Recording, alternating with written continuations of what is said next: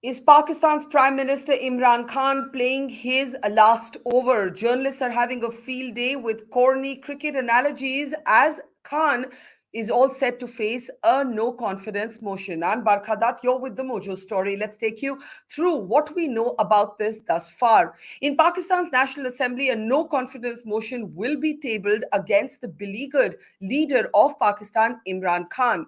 Imran Khan recently made headlines with a rather intriguing praise for India's foreign policy of being able to import oil from Russia but also be a member of the America led Quad.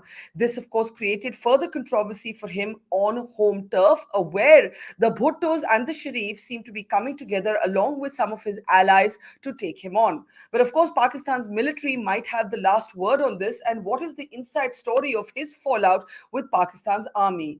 Decoding Imran Khan's chances of survival and what it might mean to see Pakistan thrown into domestic turbulence again for India is our special focus on the broadcast this evening with Indian foreign affair experts, but also for a view on the ground in Pakistan, voices from Pakistan as well. Let me introduce our guest on the program today, veteran diplomat, Ambassador Vivek Katju, is with us. Welcome to the program, sir. Mher Tarar, who's an author and commentator and a vocal supporter of Imran Khan over the last few years, is with us. Munizae Jahangir, who of course is one of Pakistan's best-known journalists and analysts, is with us as well. And Suhasini Haider, who is a strategic affairs editor with The Hindu, is with us as well. Thank you very much, everybody. Before I come to Ambassador Karju on whether India should even be expressing any concerns or an opinion on this at all, and whether it impacts us in any way, let me get a sense from Munizae on exactly what's happening on the ground. Munizae, we know that the vote will not take place immediately. It could take a few days. But are there still chances, speaking completely as a journalist, of Mr. Khan to survive? Could he still pull a rabbit out of his hat? Well, Barkha, let me just explain to you what is really happening in Pakistan. As of now, he has lost the confidence of the House because there are 12 dissidents who have actually appeared in Sindh House. The jurisdiction, of course, is that of the Sindh government, where there is the Pakistan People's Party. They govern the province of Sindh. And they have come forward from within the PTI ranks and said that they will vote against the Prime Minister. Now, the PTI MNAs and their supporters stormed the Sindh House, saying that they are lotas or turncoats and demanding that they return within their fold. However, that has not yet happened. And they continue to give interviews on television channels saying that, and we call them the prisoners. I mean, that they will actually come forward and vote against the prime minister. The prime minister only, I mean, the opposition really needed only 10 votes. The difference was that of 10 votes, 9 or 10 votes, they say. So now they have 12 votes from amongst the dissidents. And I have been speaking to all the allies, the MQM, which is now, a party that is based in urban parts of Sindh. They have 7 seats in the National Assembly, and they have pretty much decided that they're going to go with the opposition. The PMLQ, which is previously called the King's Party and is based in Punjab, they are still not sure. However, they have been offered the position of chief minister in Punjab by the grand opposition. So it seems that he's losing the numbers as we see. Whether that would mean that there would be a no confidence motion against him, it's very difficult to say because his interior minister, Sheikh Rashid, has just said, just maybe a couple of hours ago, that early elections is something on the cards. If Imran Khan Hmm. does announce an early election and ensures the opposition that there will be a free, fair election, then things can move forward. And why this move of no confidence motion even happened is because the opposition is sure that if they go into an election with the current structure that has been resurrected by Imran Khan, that they would actually lose the next election. So they have a lot of electoral reforms to do. They want to do that, and they have been unable to convince the government to do so. So what they really want to do is an electoral reform to make sure that everybody has a fair playing, like a level playing field. So, Munizae, let me ask you before I go to Ambassador Katju and Suhasini and Mher. The reports that we get reading Pakistani media or watching shows such as yours is that there has been some sort of fallout between Imran Khan and Pakistan's military. How true are these reports? And they would be especially ironic because thus far, Pakistan's progressive voices have accused Imran Khan of being completely beholden to the Pakistani military and completely willing to do their ask, whatever their wish being Imran Khan's command. How much credence do you give to the reports of differences between Imran Khan and Pakistan's army chief? Well, certainly things are not all hunky dory, and there are several reasons for that. Prime Minister Imran Khan himself has given speeches saying that I admire India where they can actually make an independent foreign policy, and the establishment has been long accused of backing Imran Khan, but now the opposition itself says that the establishment is neutral. So Imran Khan recently gave a speech saying that only animals are neutral. And so the opposition said, "Why have you called the establishment an animal?" So obviously things are tense, but the PTI will go red in the face, denying that there is any kind of tension between them and the establishment. But we have our sources, our military sources as well, and it is very clear that there is tension between the Prime Minister House, just the Prime Minister House, and GHQ.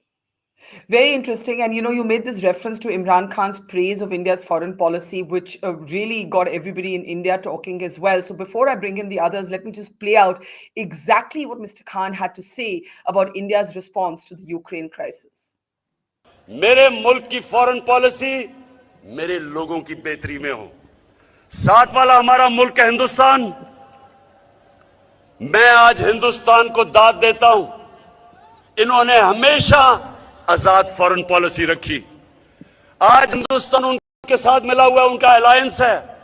Quad के अंदर America का alliance की हुई है और अपने आप को वो कहता है मैं न्यूट्रल हूं।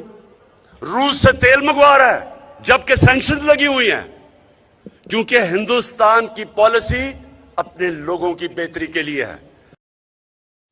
Ambassador Katju, how surprised were you by those comments? Obviously, they were said in the context of taking on his political opponents domestically. That was, a kind of listing of what other political parties had failed to do that Imran Khan is trying to do in building what he calls a Naya Pakistan.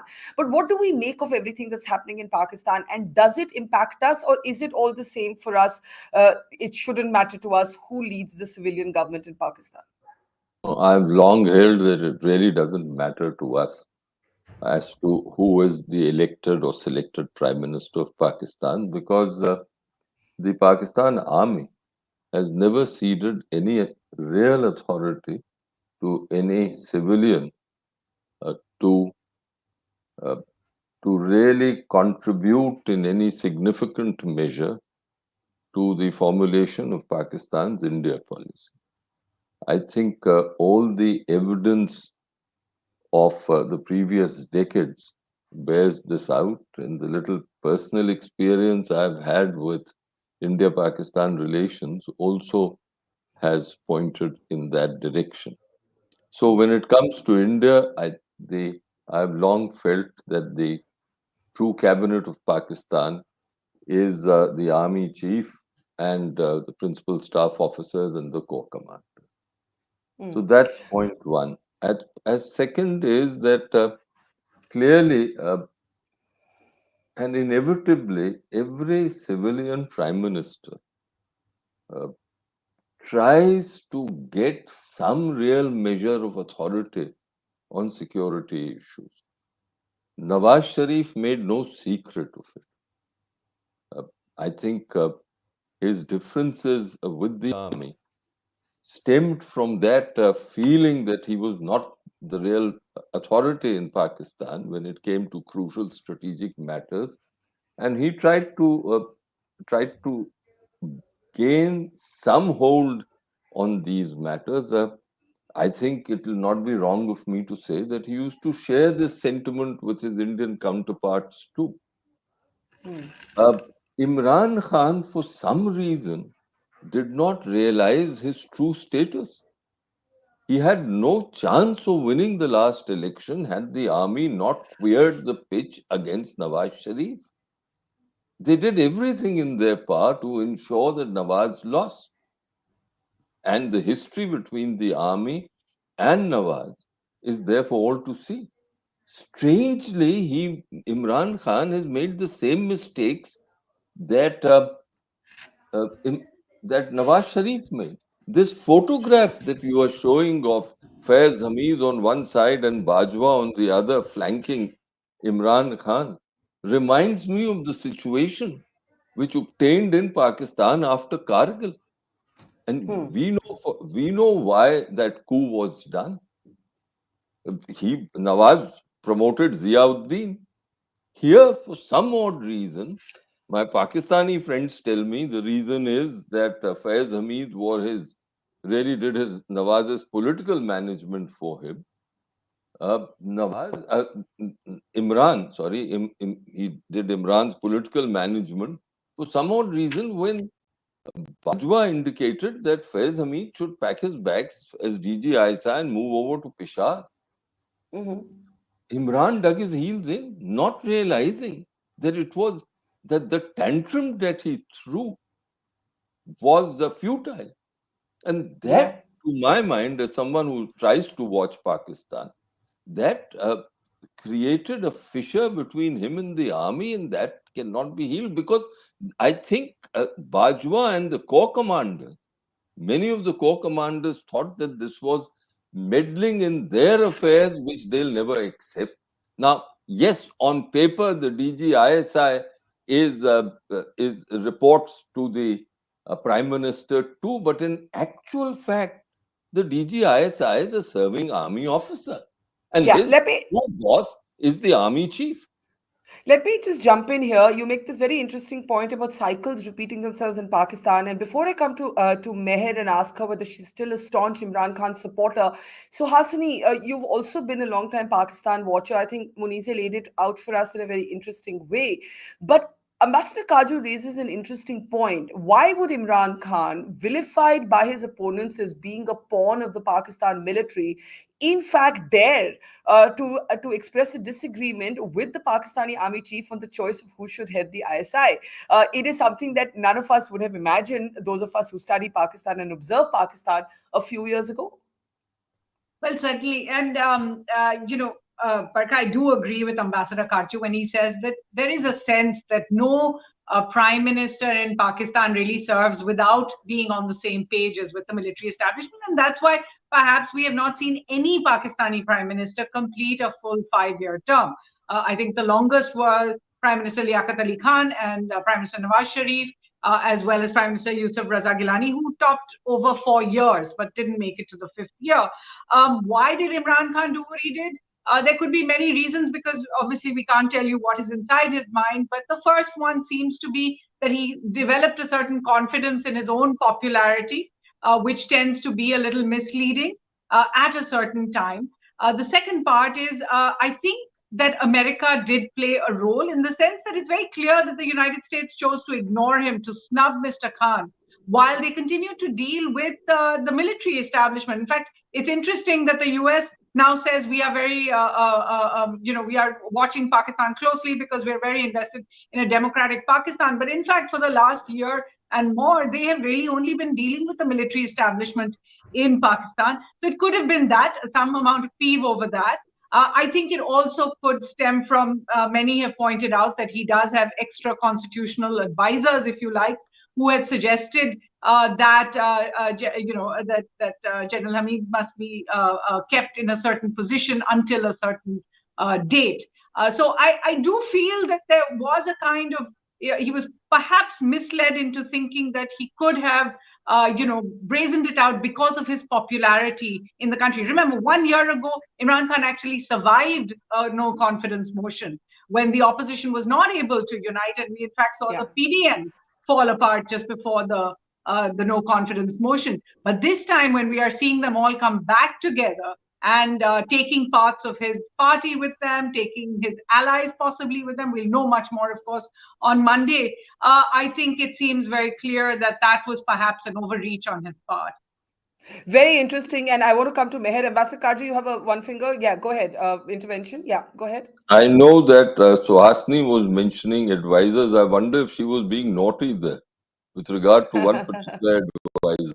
Well, I think the stories that come out of Pakistan confirm that truth is always much more dramatic than fiction, and certainly much more colorful.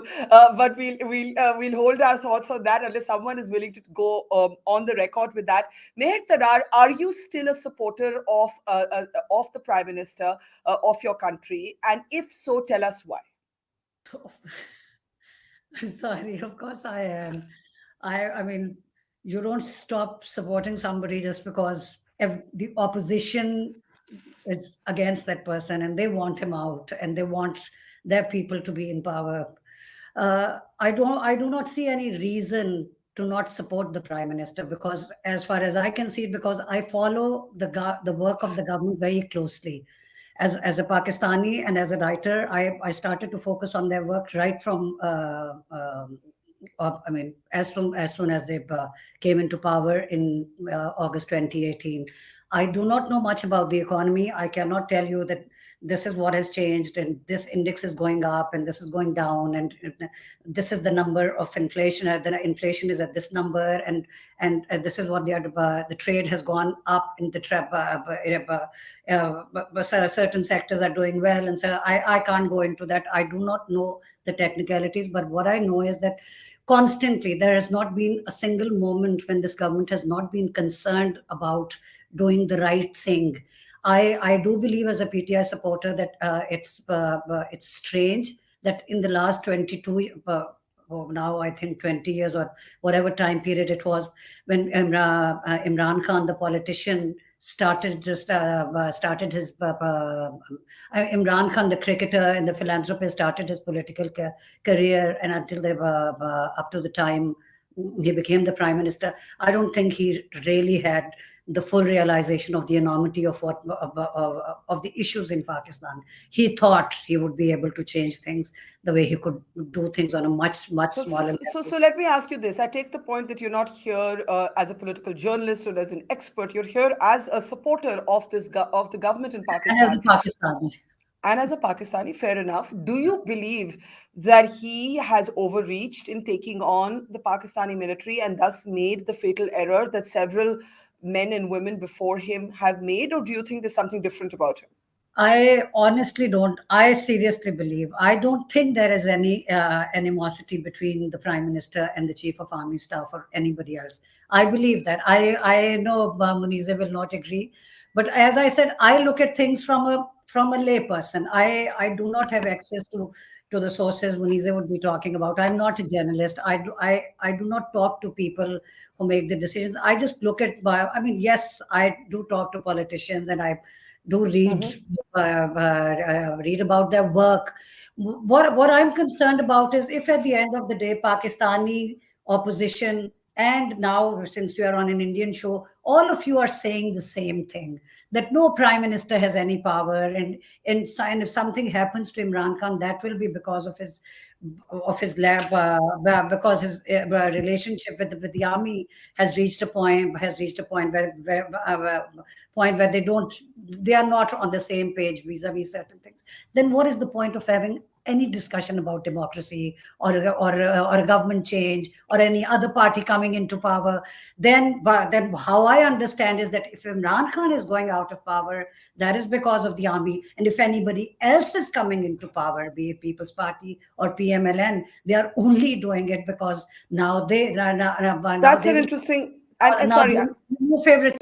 So I find it all, but maybe I'm idealistic. Maybe because I don't want to read, but I don't think there is a conspiracy in everything. Sometimes how I look at it is very simple. Each and every political party in Pakistan since 1977. I was in school when Bhutto was ousted. My mother was a Bhutto fan, so I was a little girl very interested in politics in my own way. My uncle was a PPP MNA in 1977. I still remember that election. And then 1979, I remember Bhutto's assassination and Pakistan Times headline too. So we have seen this. Whatever happened to PPP's two Benazir Bhutto's two governments, Yeah. and then two governments of Nawaz Sharif, and then what happened to Yusuf Raza Gilani in 2012, and then what happened to Yeah. Nawaz Sharif in 2017.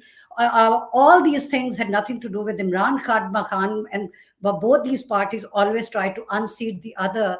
But what I don't understand is that it's unlike your country. Now I'm praising your country, that whatever happens, as far as I look at it, the election results are accepted by the other parties.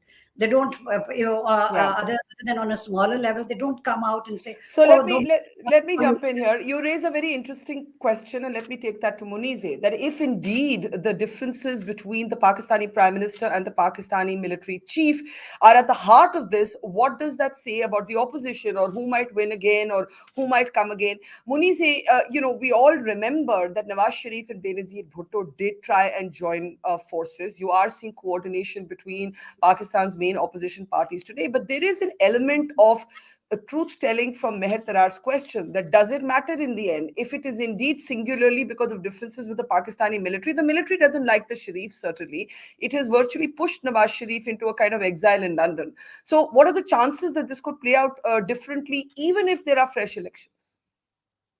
Look, Barkha, to some extent, I agree with what Meher is saying, and I disagree to some extent, with great respect, with Ambassador Katju. I don't think that in Pakistan it doesn't matter which prime minister comes and which prime minister does not. I know for a fact, and your own diplomats have been talking to us, that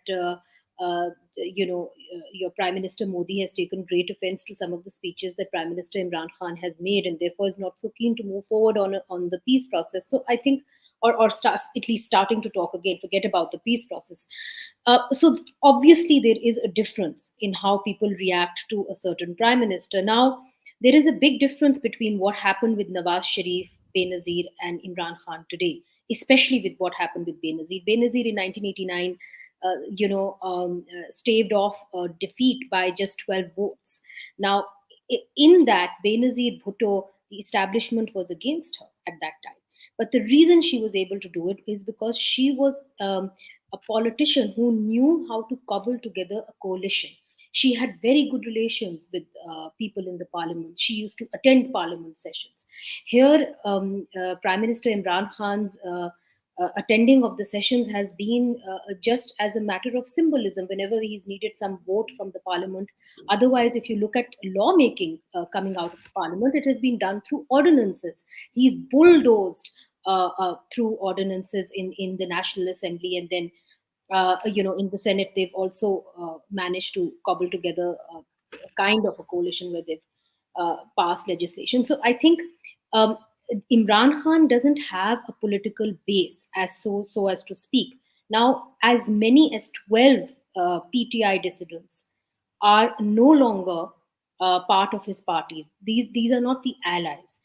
Then Mhm. yesterday, a very high-profile PTI MNA who claims to be still part of the PTI came to my show yesterday and practically announced that he doesn't want to vote for the prime minister after having met the prime minister on that day. And I said, after meeting the prime minister, did it not change your mind? And he said no.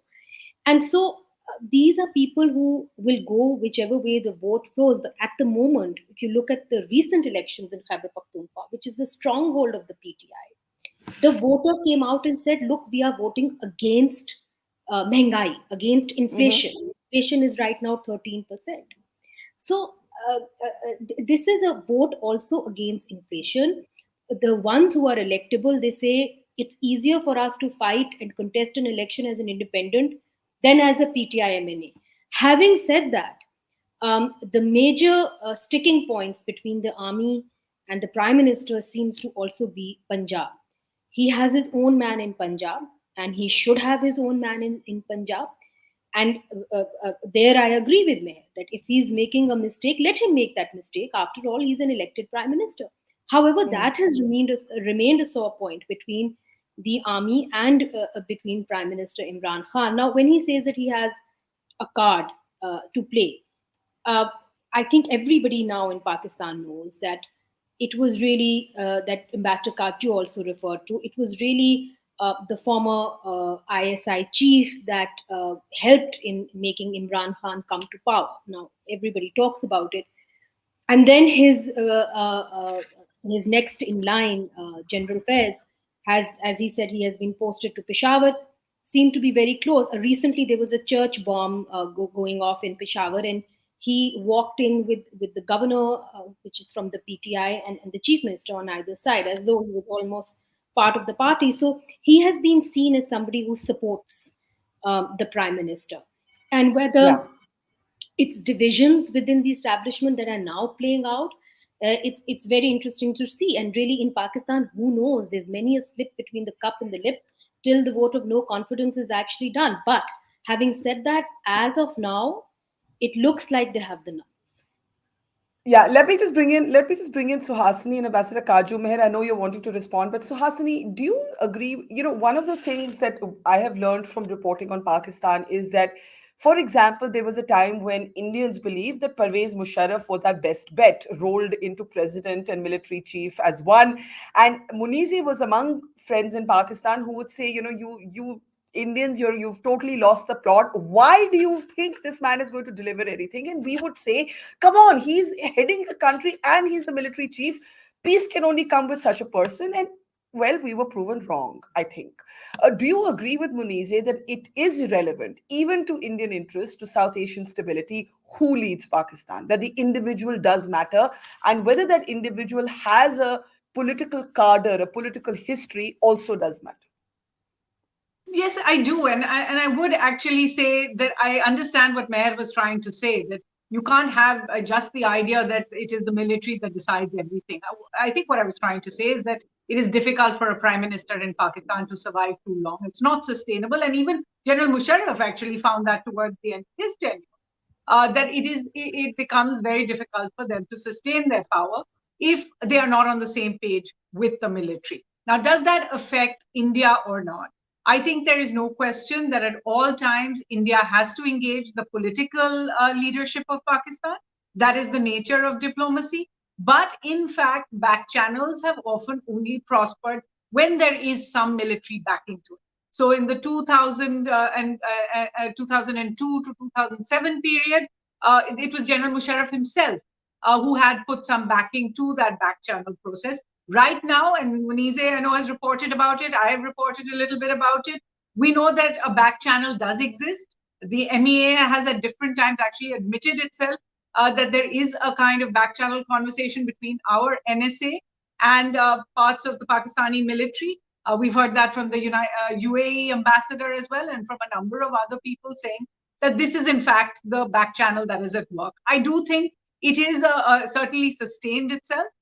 So there is a sense that you do need to have the military on board. When Prime Minister Modi went to Lahore, for example, it seemed to be a completely political move without any backing from the military, and that fell apart very, very quickly. Within a month, there was an attack, and then there were other things. The entire peace process that had been started in December fell apart by February. So the point I'd like to make is that it is not possible without the military. Does it matter who is that person? I think it does. I think if you see the way that Prime Minister Nawaz Sharif, and at various times we also saw from the PPP, Prime Minister Gilani, dealt with the government here. And you see that apart from the praise that Mr. Khan has now showered on the government for its independent foreign policy, if you see some of the statements he has made, even at the United Nations, accusing Prime Minister Modi directly of being a Hindu supremacist, of following a Nazi ideology. And these have been, a series of tweets, series of statements, series of public statements. And as I said at the international forum as well, it becomes that much more difficult for India to then reach out politically and say something. And I think it is a testament to the resilience of the non-political channel that we saw that missile, whatever you call it, misfire happen earlier this month without it escalating, because between the political side, there was no contact. That's a great point. The kind of maturity that was displayed in the handling of that crisis does give you hope. And as Suhasini says, Ambassador Kaju, it was non-political contacts probably that ensured that. But just to make an argument, not for Imran Khan, but to contextualize, he has a challenge vis-a-vis our country at a time when India has basically cocked a snook with the abrogation of 370 in Jammu and Kashmir. It is a challenge that perhaps even his predecessors, Nawaz Sharif certainly, who did try in his last term to build a kind of peace process with India, perhaps if Sharif were prime minister today, he would also be kind of hapless and challenged in a way that he hasn't been before. Ambassador Kaju, go ahead. Look, some of us who've been in this business or were in this business have memories.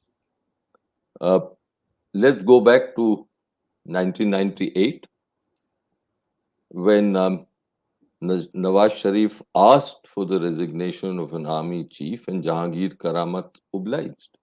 Mhm. At that stage, some of us who were then following Pakistan professionally, I was then an official in MEA, thought that something was changing in Pakistan. There were also reports of Abba Mia's inroads with the corps commanders. I know my Pakistani colleagues on the panel might disagree with me, but there were these reports, and some of these reports were credible reports.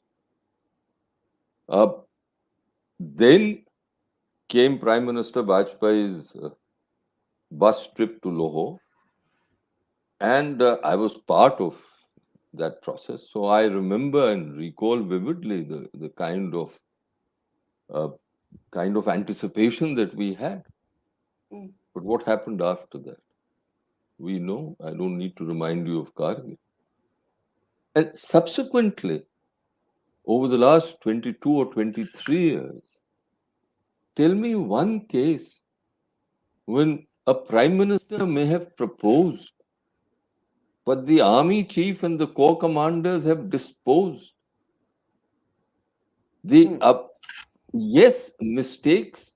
I won't say mistakes, but a reflexive action occasionally takes place among Indian politicians and the Indian political class who tend to think, forgetting for a while the true nature of the Pakistan polity, because the Pakistan army is at once a professional force and a political institution.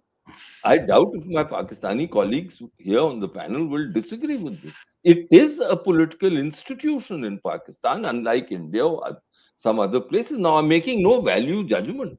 I'm only expressing what I think is a statement of fact. Which is why the assumption often that a right-wing government in India and a military-friendly government in Pakistan are best placed to deliver progress on the peace front. I will not enter into that, because I think there are many imponderables there on Sure.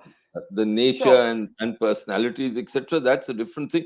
But the simple point I'm trying to make is that yes, there is an ambit of space for a prime minister to act in the domestic polity of Pakistan. The Pakistani politician deals with court kacheri matters.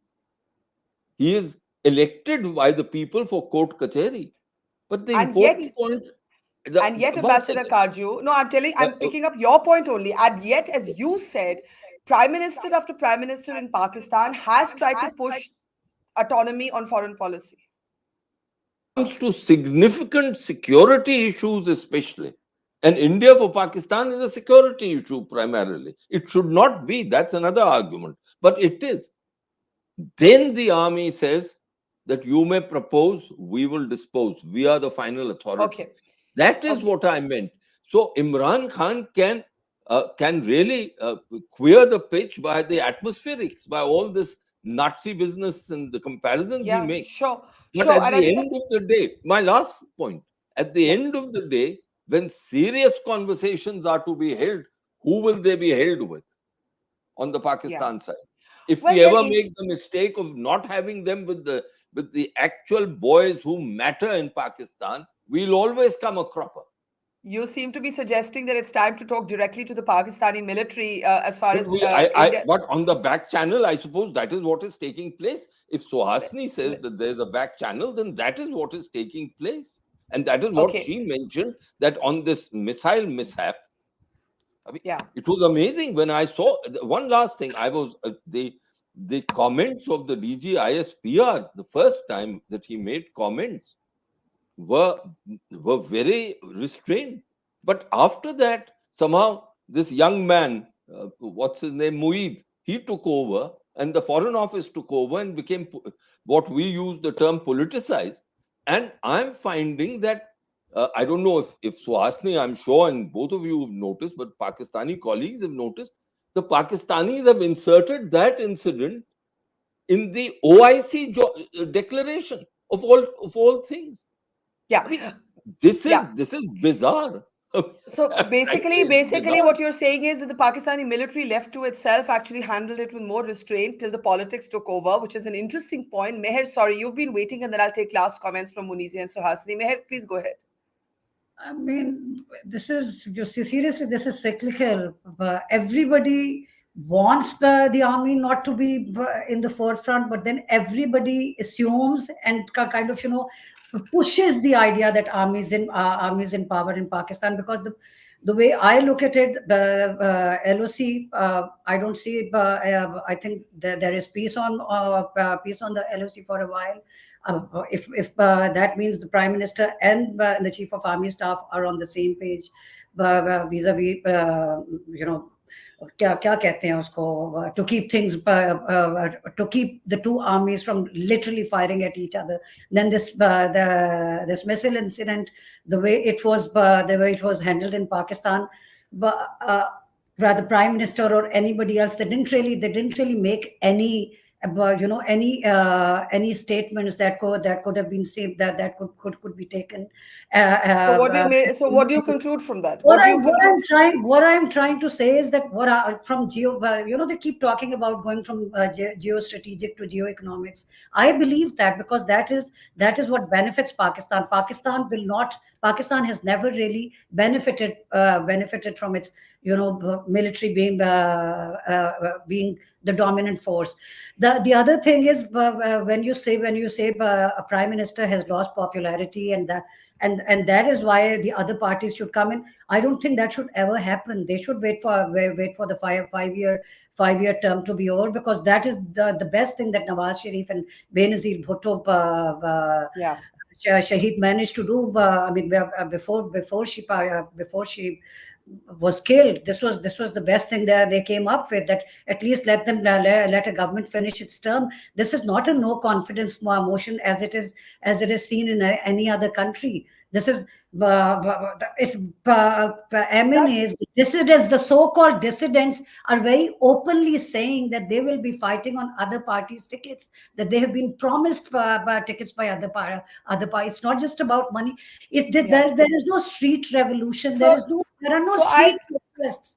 It's all about people now deciding that, okay, what has happened to us twice, what has happened to us thrice. Our prime minister was not allowed to finish. We will not let Imran Khan. I know I may sound more simplistic than all of you, because you people talk in a completely different way, but I'm saying this as a Pakistani. I live here. I mean, I actually hear you. I actually hear what you're saying, and I want to say to put that question to Munizae, and then let Suhasini close the show for us.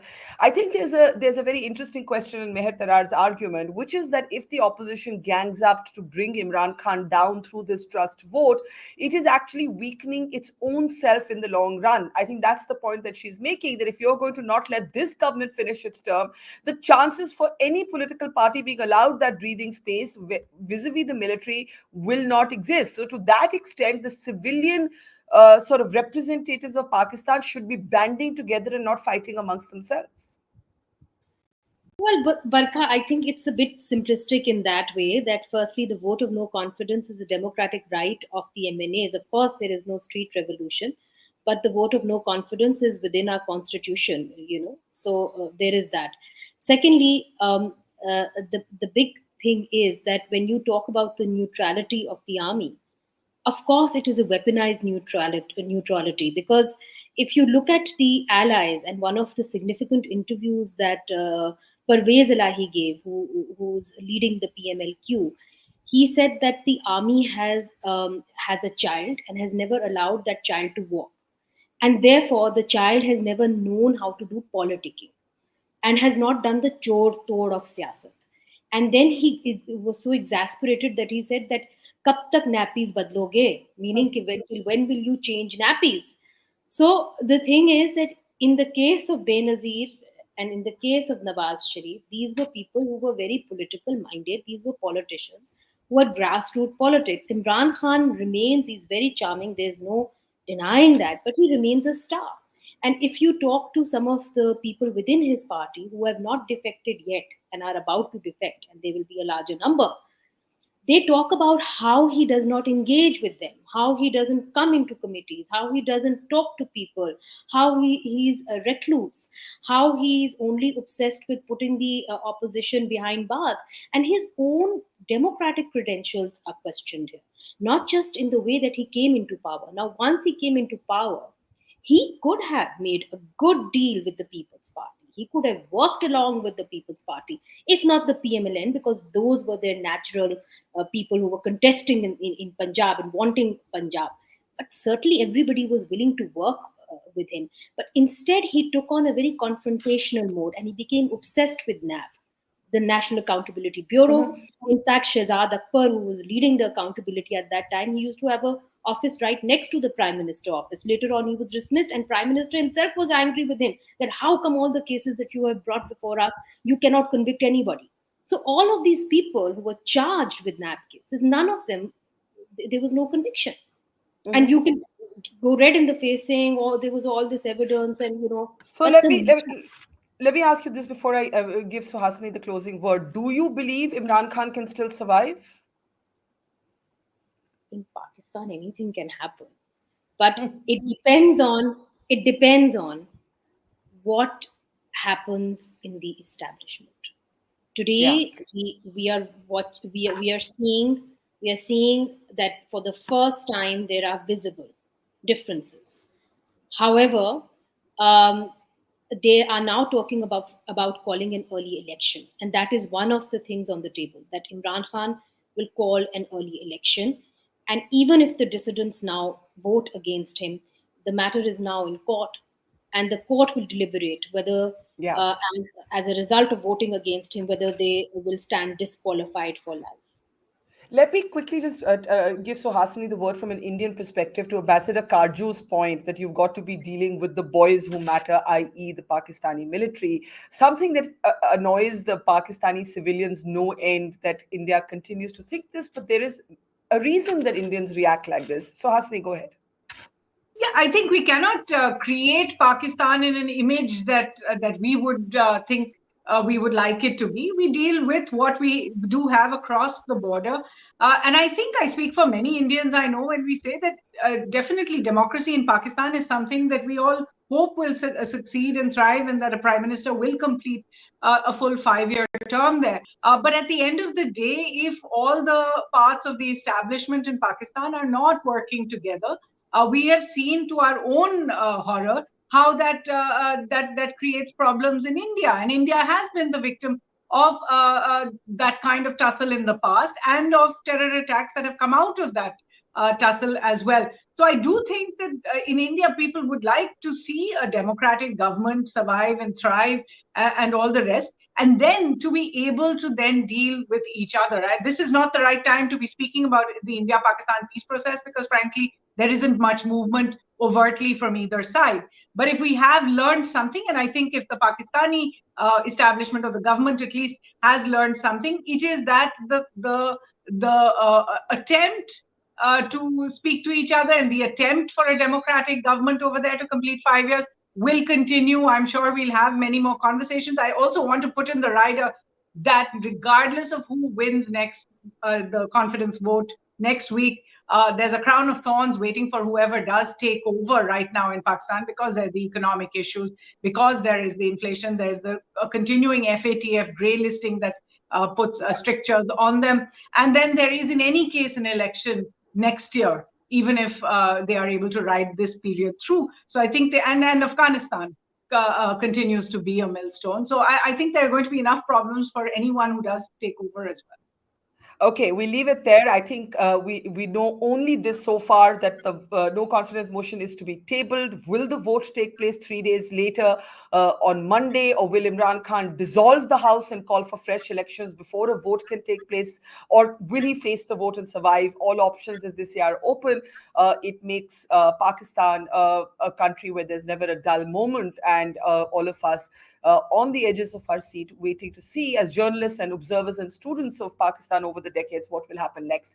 For the Pakistanis, of course, it is the fate of their nation, and it isn't just academics. So thank you, Munizae, Jahangir, Mher, Tarar, and to Ambassador Katju and Suhasini, Haider. Thank you very much to our audience. See you tomorrow, same time. Thank you for watching. Goodbye. It's great to see you here. Thank you for watching our work. If you haven't subscribed yet, don't forget to click the bell icon and subscribe to Mojo Story and support independent, robust journalism.